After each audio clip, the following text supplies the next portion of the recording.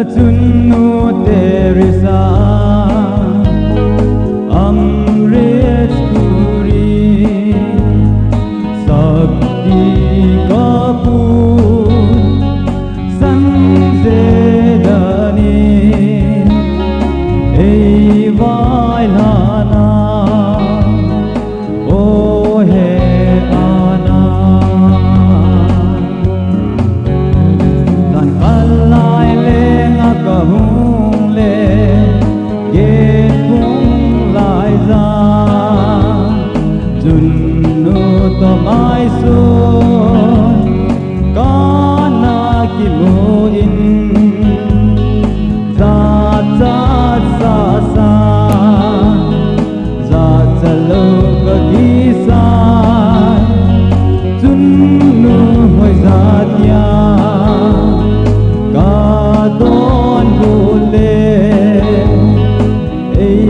mi lep son olung dei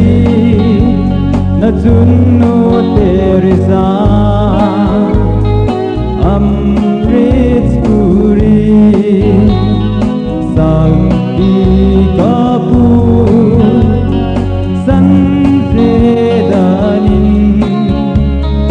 ei vai lana o he ana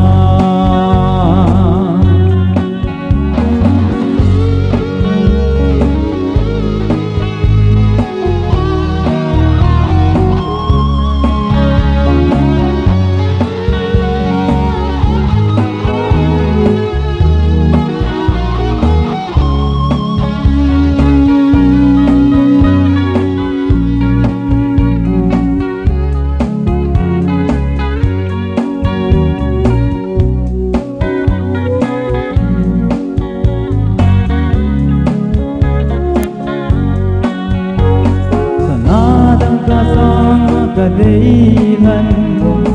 ung leng in go leng thong i te i ba i lo dem gen te tu na sin sung te mai so ka ve ngam si po